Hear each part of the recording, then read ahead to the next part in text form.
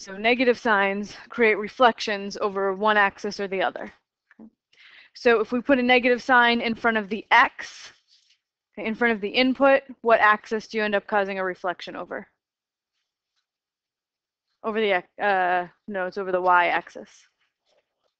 Yeah, because if you make all the x's, if you take a point, right, like this is the point 3, 4, if you make the x coordinate negative, it's going to go over here, right, to negative 3, 4, which is a reflection over the y-axis.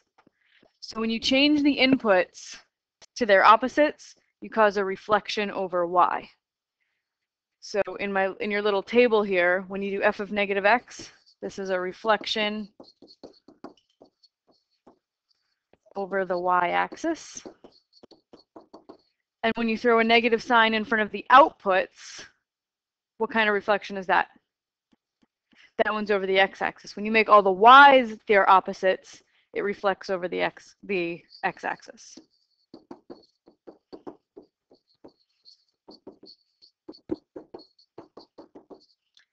Okay, so we can use this info to do this little practice problem together. So I've graphed the square root of x for us.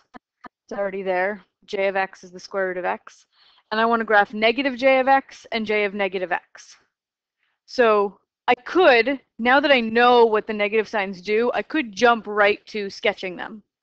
Right? I know that if I put a negative sign on the outside of j of x, it's going to reflect j of x over the x-axis. So I could just draw it right away, like this. And that one would be negative j of x. Should say y equals.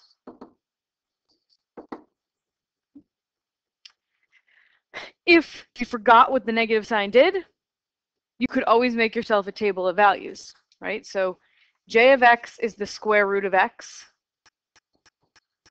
So I can fill in my values for j of x. You can't take the square root of negative, so these are all undefined. Square root of 0 is 0, square root of 1 is 1. Square root of 2, like 1.4-ish, yeah. Square root of 3 is, oh, I don't know.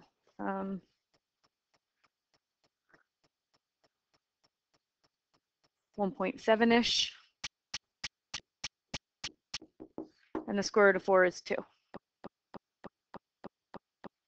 So then when I take negative j of x, I just take all these j of x values I already did and take the opposite of them. So I still have undefined, undefined, undefined. The opposite of 0 is 0, and then I get negative 1, negative 1.4, negative 1.7, negative 2. And then you plot these x's with these y's, and you end up with this picture that we already drew.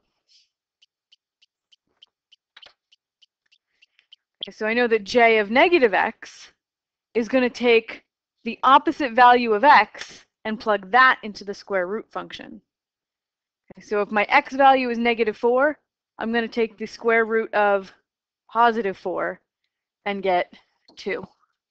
The square root of positive 3 is 1.7. Square root of positive 2 is about 1.4. Square root of positive 1 is 1. And then I'm going to take the opposite of these x's and try to square root them. So I get the square root of negative 1, which is undefined. These are all undefined because we're trying to take the square root of a negative. So now if I plot x and y, I get negative 4, 2. Negative 3, 1.7-ish. Negative 2, 1.4-ish. Negative 1, 1, and 0, 0. So I get that, which I should have been able to draw right from the outset, knowing that when you replace x with a negative x, it reflects over the y-axis.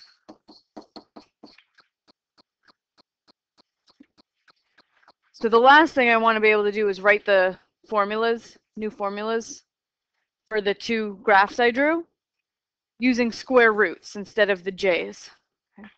So j of x is the square root of x. So negative j of x, that would be negative square root x. And j of negative x would be the square root of negative x.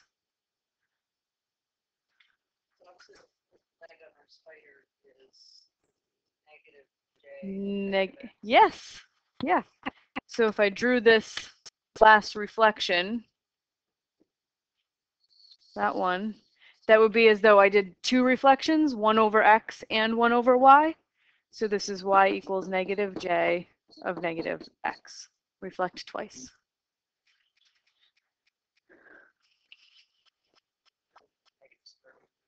Yep.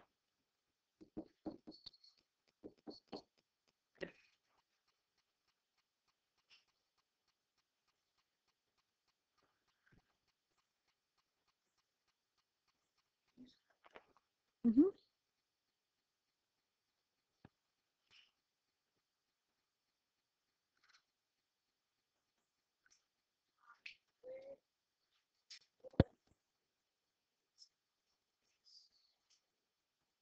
These two formulas?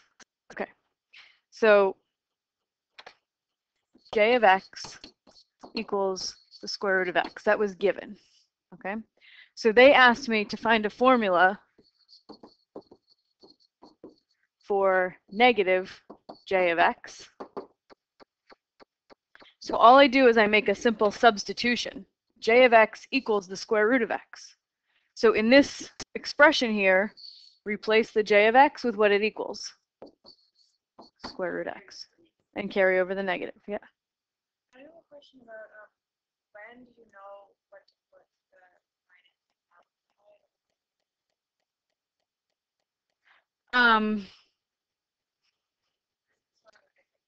Like it's the root of or maybe I wrote it down that way. Yep.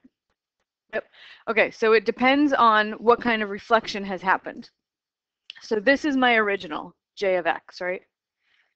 This black one that was already graphed here.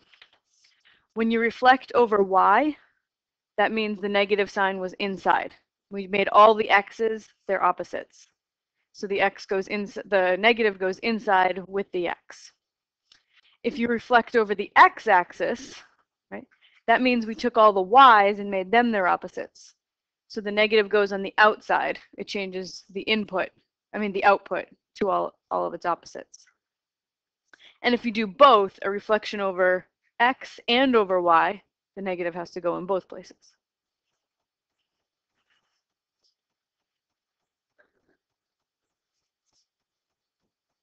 And then the other formula that you asked about, if I want to do j of negative x, well, j is the function that square roots things, right? Whatever I put in parentheses here goes under the square root. So this becomes the square root of negative x.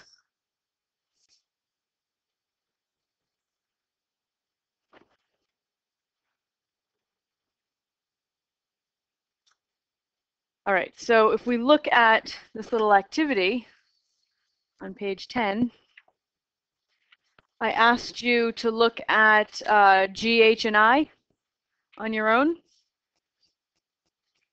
If we take a quick look at G, that negative is outside, affecting the output of the function. So what kind of reflection am I going to get?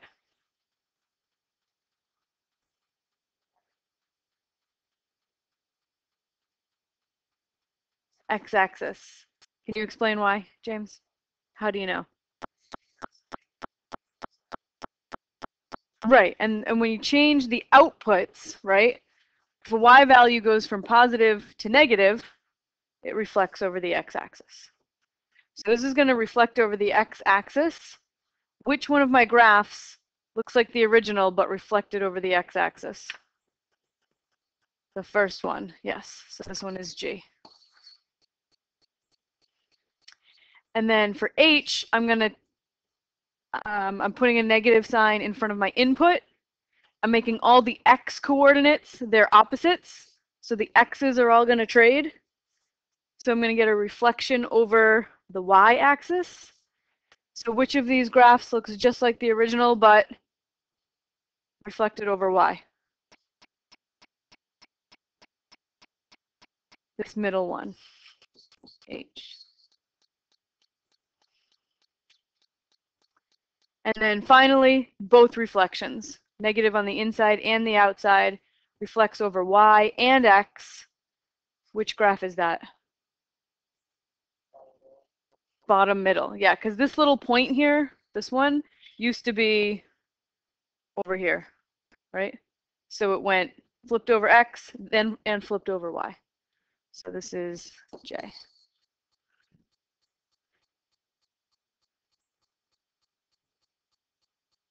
All right, good. So we've got 4 of the 6 kinds of transformations. Shifting up, down, left, right. I guess that's 4 right there. And then we have reflections over x and reflections over y. So 6. We've got 6 transformations, and then we have stretching and shrinking to deal with. Okay. All right, so I have a function absolute value of x here. I want to make a table of values and sketch the graphs of 2 times k of x and 1/2 times k of x. So what I was doing before is I was strictly adding things, right? I would add 2 or add a half, and that would cause a shift. Now I want to see what happens to the graph if I multiply the outputs by some number. So right here, I have x and k of x filled in. So 2k of x is just saying take 2 times the output that you had in the previous column. So I'm just going to double all of these. So I get 8, 6, 4, 1, 6, 8, 10. Oh, 2. Thank you. There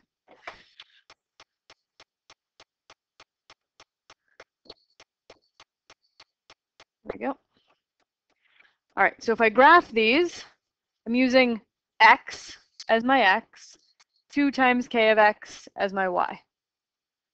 So I have -4, 8, -3, 6, -2, 4, 0, 0, and 1, 2, 2, 4, and 4, 8.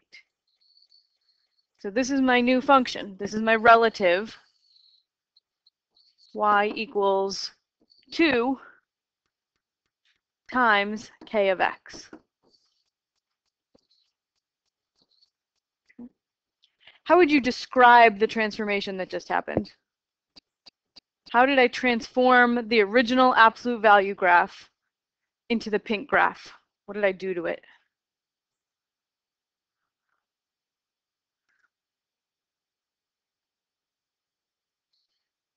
What? Yeah, it stretched. It was like I grabbed the 2 ends of it and pulled up, right? That's called the vertical stretch. I doubled the y values, right? So it got taller.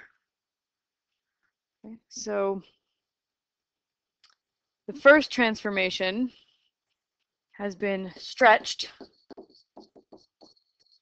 by a factor of 2. It's twice as tall. Every y value is twice what it used to be.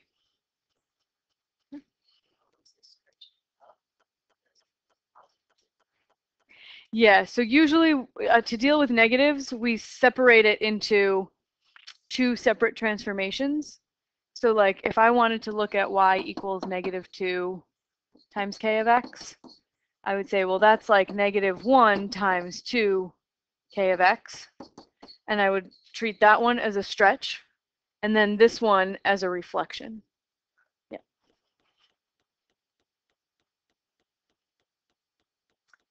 All right, so my formula for this guy, y equals 2 times k of x. Well, k of x is the absolute value function, so this is 2 absolute value of x.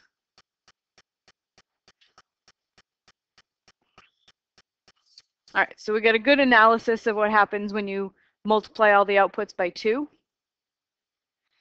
Before we go ahead and do it, what do you think is going to happen if you multiply all the outputs by a half?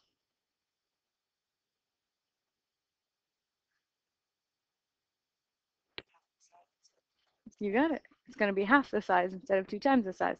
So I'm going to have a vertical shrink. So I have y values already. Now I'm going to half them. So I have 2, 1.5, 1, a half. Half of 0 is 0.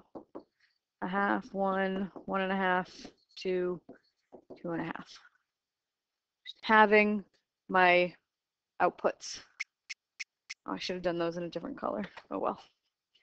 So now when I plot my points, these are still my x values, and I'm going to use these as my y values. So I have -4, 2, -3, 1.5, -2, 1,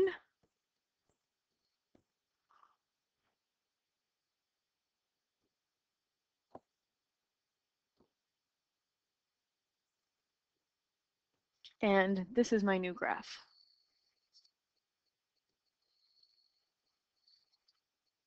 And this one is y equals 1/2 k of x. And it looks like, yes, question. Oh no, you're not crazy. I made a new version. Were you not here last class? Yeah, I made a new version of these notes because we needed to get through the material faster than I had originally planned. So, sorry about that. Anybody else not have it? Shrink or compression. Yep. Yeah, so I would write that down as the graph of k of x has been compressed, or any synonym of compressed you want to use. You can say shrunk if you want, by a factor of 1/2. So my formula, 1/2 of k of x, would be 1/2 times the absolute value of x.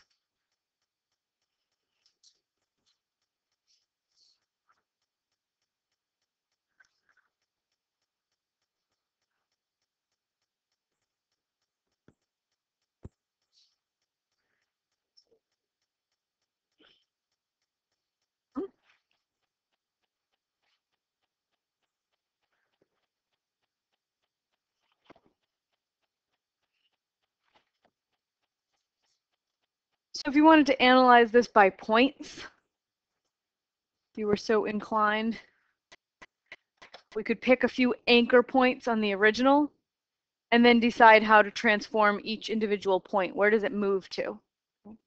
So if you're stretching by a factor of 2, you're going to double y values. So for the vertical stretch, 2 times k of x, multiply all the y values by 2. So we'd have -4, 8, -2, 4.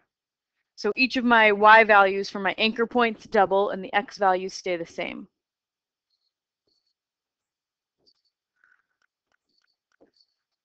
And then you can check all of these points are on the pink graph that I drew above.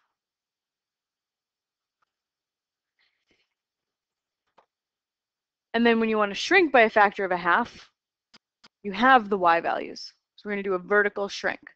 So this would be 2, 1, 1/2. So I'm looking at my original points and having the y values.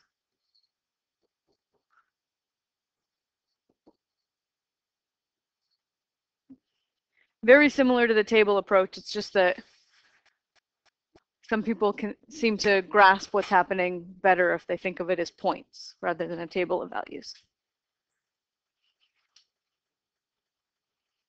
All right. So let's see what happens if you multiply the input by 2 and by 1/2. Okay, so this time we're using a piecewise, the same old little piecewise function that we've been using a lot. I want to see what happens if you multiply the input by 2 and the input by 1/2. So let's look at f of 2x first. So if x is -4, when I evaluate f of 2x, I'm going to evaluate f of what?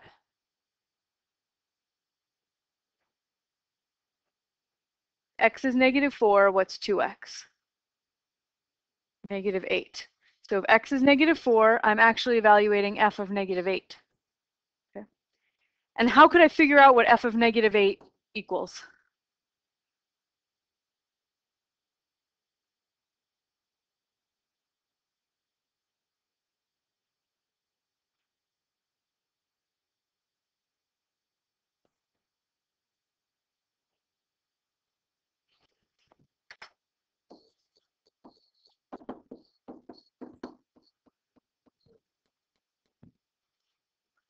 No.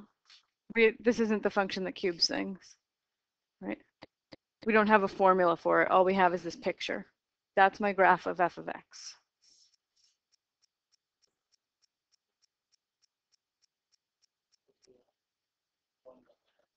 Yes.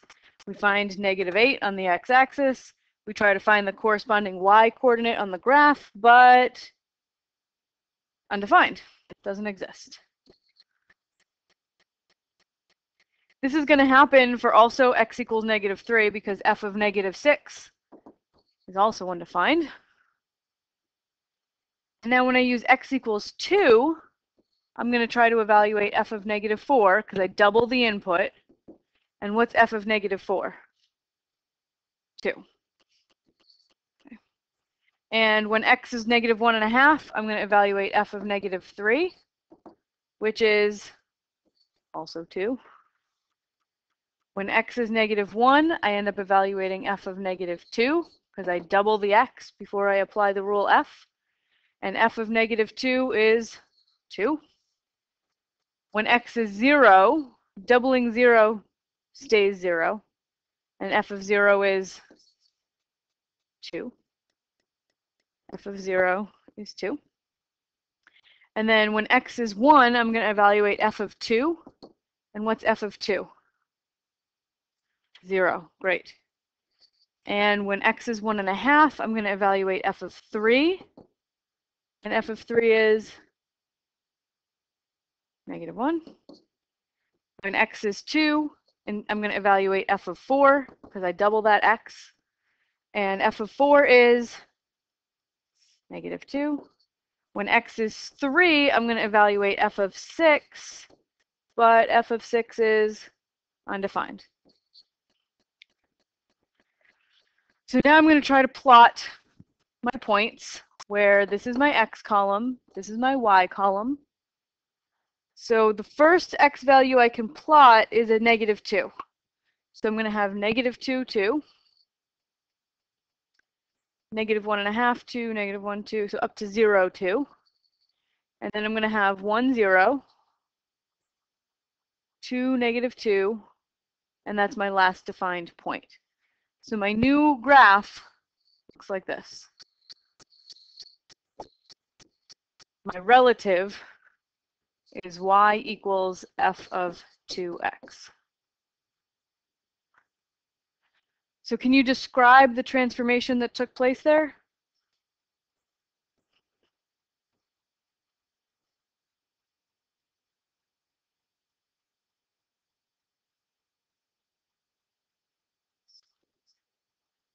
Yeah, horizontal squeeze, horizontal shrink, horizontal compression.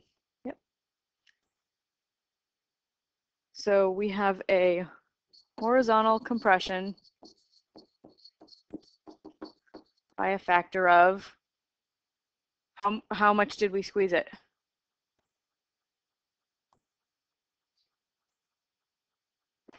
Well, when you multiply by 2, things usually get bigger, right?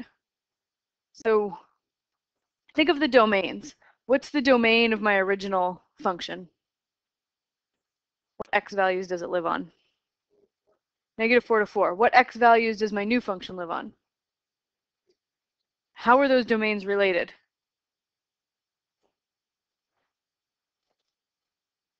Half. Yep. I multiplied the first domain by a half.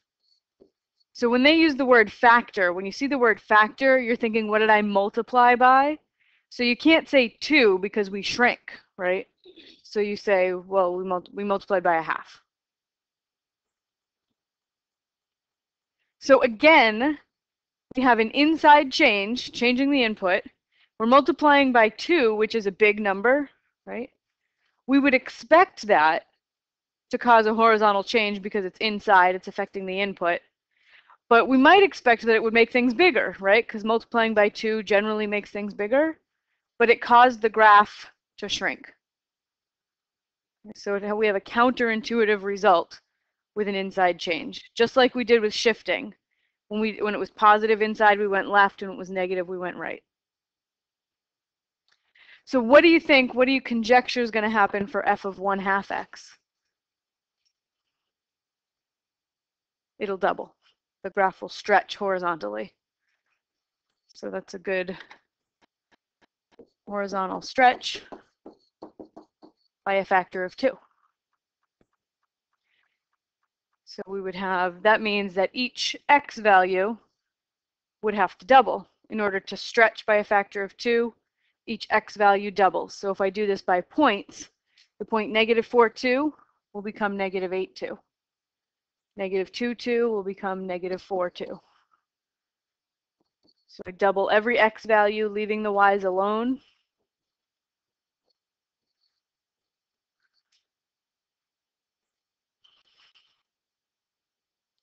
And now I plot those points, and I'll have my new graph. -8,2 goes to 0, 2. This will become 8, -2. This is y equals f of 1/2 x.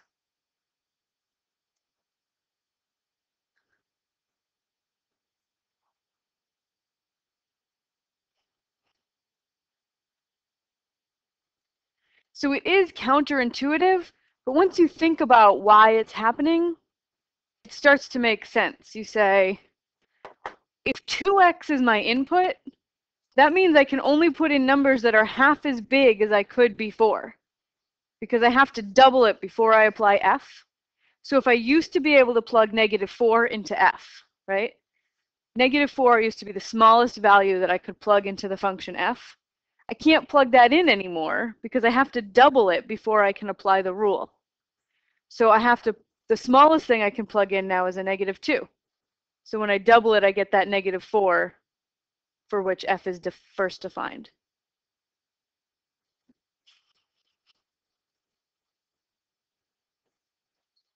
All right, I want you to go to page 10, do exercises E and F. Okay, so 2 times f of x. What kind of transformation does multiplying the output by 2 produce? Vertical stretch by a factor of 2. So I'm looking for a graph that looks like my original, but stretched vertically. Okay, so which one is that? Would that be? Just like the original, but taller. Bottom left. That's, what was it? E? Okay. And then there's only one left, so we could do it by process of elimination, but let's at least explain why that is what it is. So if I have y equals f of 2x, we have a change to the input, which means this is going to be something horizontal, right? Changes to the input cause horizontal changes in the graph. It's multiplication, which means it's going to be a stretch or a shrink, right? If it was addition, it would be a shift left or right. So multiplication, so it's a stretch or a shrink. So we have a horizontal stretch or a shrink. We're multiplying by 2, which is a big number, which would indicate, you know, our natural instinct would be to think that things would get bigger because you're multiplying by 2. But inside changes do the opposite of what you expect them to do. So this is actually going to shrink by a factor of 1/2. So my transformation is going to look like my original f, but squished horizontally. And that is exactly what this one looks like. Looks just like the original, but I just took the ends and I squeezed it in towards the x-axis, the y-axis.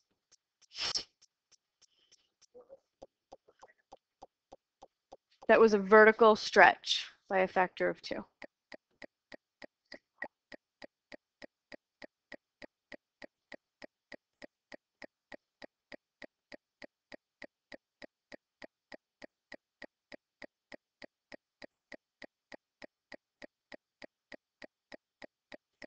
All right, so this, I want you to fill out on your own.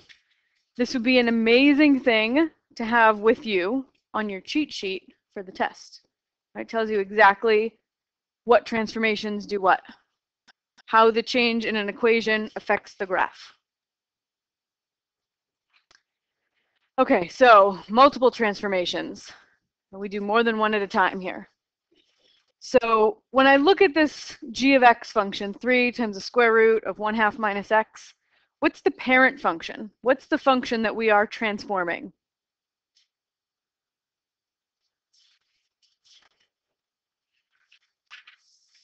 What? That's the transformed function. My goal is to graph this thing. Is there a function that's simpler than that that I could transform into it? Radical x, right? We're going to start with the function f of x equals radical x. And then I've just made a change to the input and a change to the output, an inside change and an outside change. So is the graph of square root x being vertically stretched or shrunk?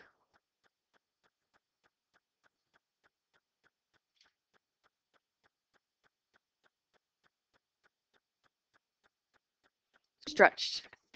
Yep, this 3 on the outside, multiplication, indicates a stretch or a shrink.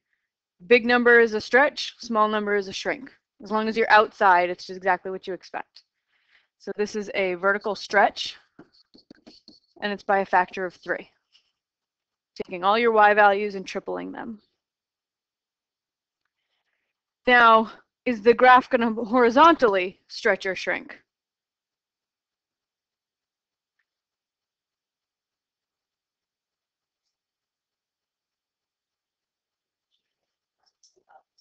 It's going to stretch, yeah, because it's the opposite of what you think it's going to do. When you're inside, we're multiplying by a half. We have this instinct to think, right, things get smaller when you multiply by a small number, right? But because we're inside the function, we're affecting the input, those changes are always the opposite of what you think they would be. So this is actually going to stretch by a factor of what? 2, the reciprocal of the 1/2. Yeah. So here's the graph of the square root function. I'm going to apply these two transformations. Stretch vertically by a factor of 3 and horizontally by a factor of 2. It might help if I think about what happens to individual points. So to stretch vertically by a factor of 3, we should multiply each y value by 3. To stretch horizontally by a factor of 2, you multiply each x value by 2. So for each point, I'm going to multiply the y value by 3 and the x value by 2, and that'll send my point to its new spot. So 1, 1. These are wrong. Sorry. Let's just cross them all out. I think they're wrong. Oh, I see. They're doing them one at a time. Okay. So first, we're just multiplying the y value by 3. So for 1, 1, take the y value of 1, multiply by 3, you get 3. 4, 2, we're going to triple the y value, and we get 4, 6. 9, 3, triple the y value, and we get 9, 9. Then I have to multiply my x's by 2. So from the previous column, double all the x values, so I get 2, 8, and 18. So these are my new points. My anchor points moved to these points. So I've got 0, 0, 2, 3, 8, 6, and 18, 9.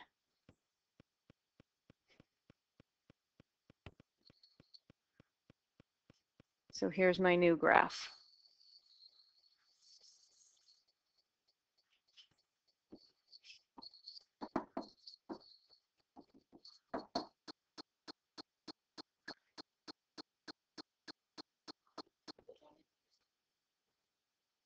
Say that again.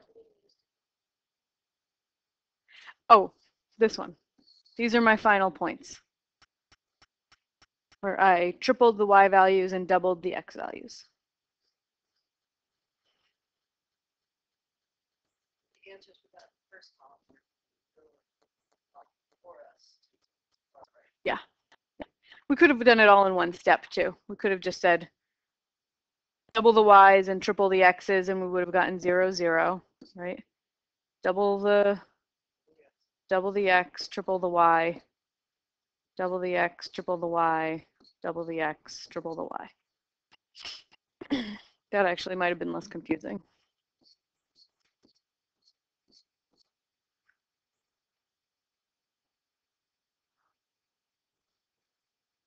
All right, so in summary, we could have multiple transformations in one equation.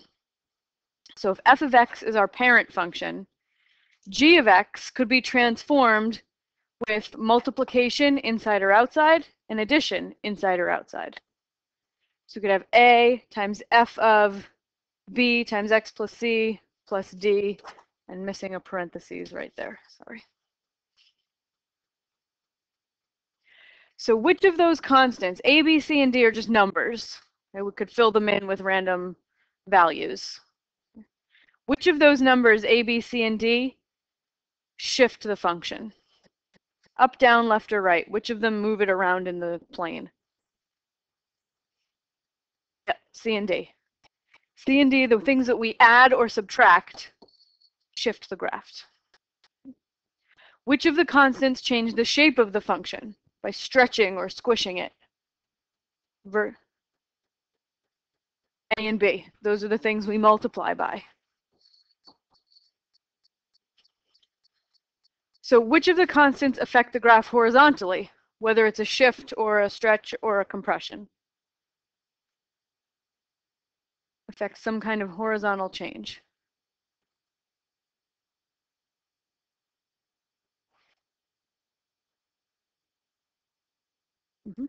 B and C. Things inside, things that change the input x, those change the graph horizontally. Either by a shift left or right or a horizontal stretch or compression. Okay. Which of the constants affect the graph vertically? A and D. The two constants that are affecting the output as opposed to the input.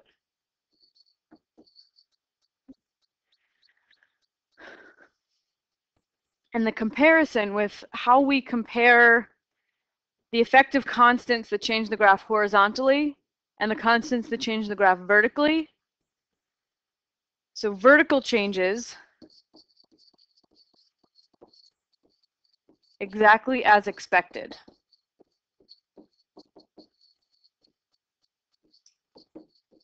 Right? So this plus D on the end is going to move the graph up D. And the times A is going to stretch the graph by a factor of A. If A is big, it'll shrink it if A is small.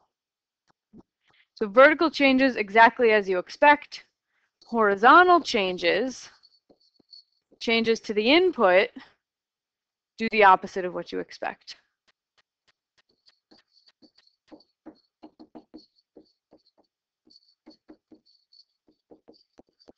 So this plus C on the inside is going to move the graph left C, assuming C is a positive number. Move the graph left C. The B on the inside will cause a stretch or a shrink, right? It will cause a stretch if B is small, the opposite of what you would expect. Stretch when B is small and shrink when B is big. So the rule, the general rule when you're doing multiple transformations is you have to first change the shape of the graph by stretching and shrinking before you do any shifting. So when you're changing the shape, if you have to do both a horizontal and a vertical stretch or shrink, the order of those two don't matter as long as you do them both before you do any shifting. If you have two shifts, the order of those two don't matter as long as they come after the stretch or the shrink.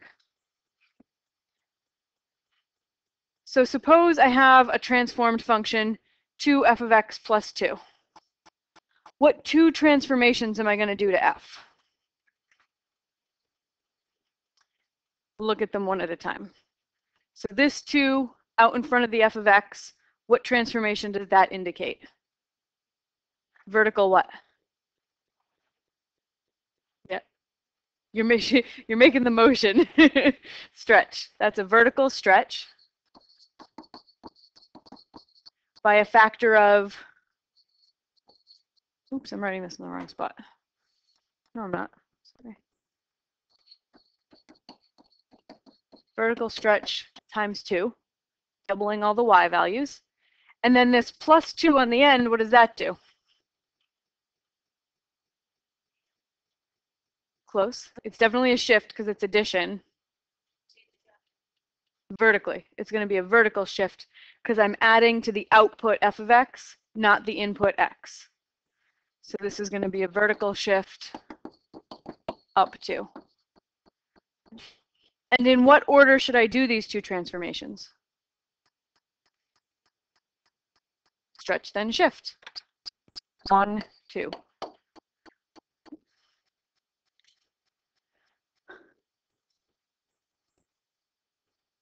All right, so now I would like you to go through examples 2 and 3, discuss in your groups. Okay, so the two transformations in example 2. My 1/2. So both of my transformations, both of my changes to the equation are happening inside. They are changes to the input x. So both of my changes are going to be horizontal. Okay, so let's deal with the 1/2 first. So my 1/2 causes something horizontal, right? It's multiplication, which means it's either going to be a stretch or a shrink.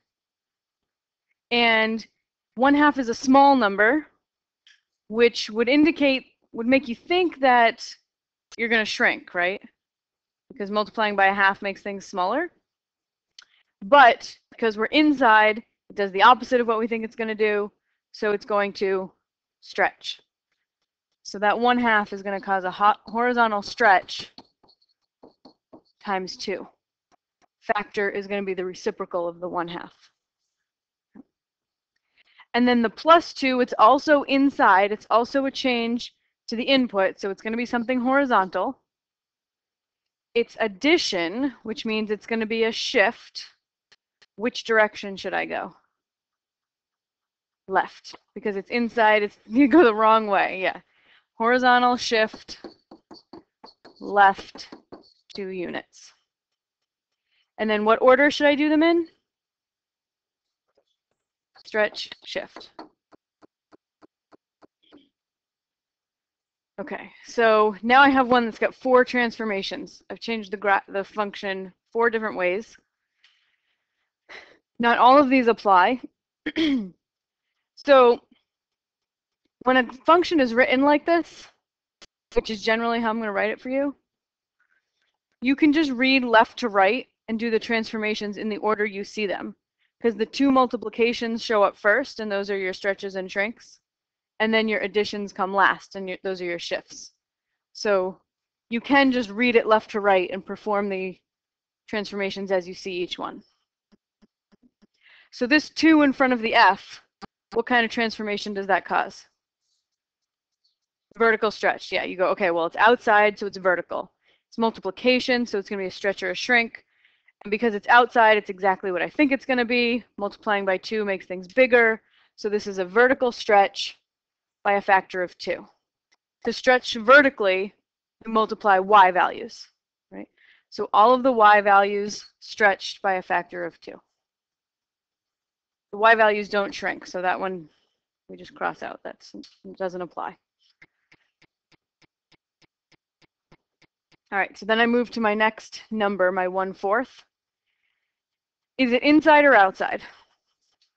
Inside, which means the change is going to be horizontal or vertical? Horizontal. So I've got a horizontal change. It's multiplication, so that means that it's going to be either a stretch or a shrink. Horizontal stretch or a shrink, which one is it going to be? Stretch, because it's a small number, does the opposite of what you think. So we're going to have a horizontal stretch by a factor of 4. Okay. So to stretch horizontally, we need to multiply the x values by 4. So all of my x values get stretched by a factor of 4. This is the 4 that's changing the input x. Yeah. All right, so then I move on to the -3. Is it inside or outside? Inside, which means it's going to be a horizontal change. It's subtraction or addition, horizontal shift right. You got it. So that means, which of these describes a horizontal shift to the right? A horizontal shift fight, whichever. So all of the values are going to be moved, all of the x values get moved right 3 units. They don't get moved left, so that one's gone. And then that +4 on the end, it's outside, right? It's changing my outputs. So that is going to be a vertical shift up 4. Because it's vertical, it's exactly what you think. So all of my y values get moved up 4 units.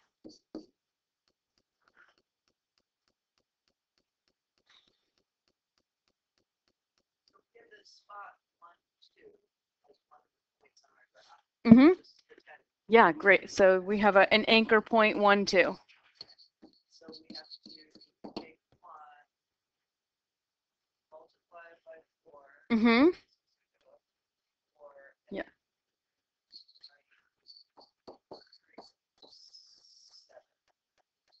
Well, we want to do all our stretching and shrinking before we do any shifting, right? So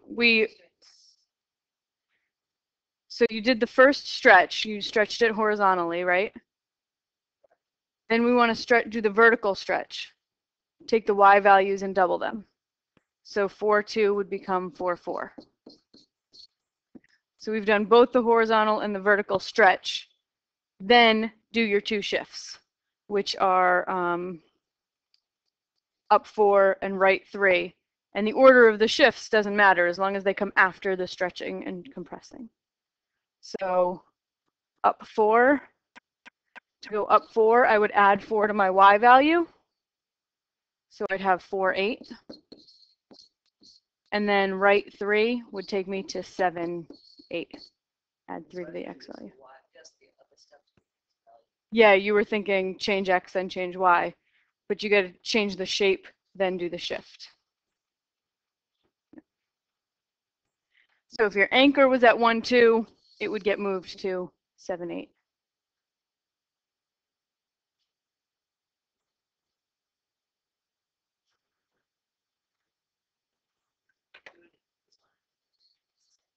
Yes, sometimes it's the same thing. Yeah.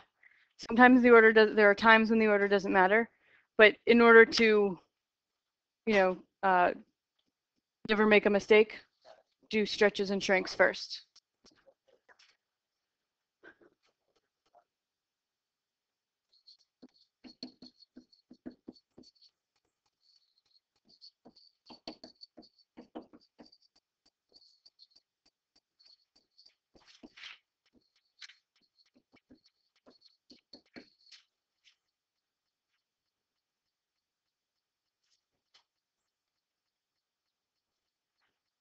All right, so that was a really good little exercise that will help you do the next one. Okay. So I have given you the original F we've been working with for 2 classes now. I want you to perform that transformation. Graph that new function, y equals this thing. So you got to figure out what each number does, perform the transformations one at a time.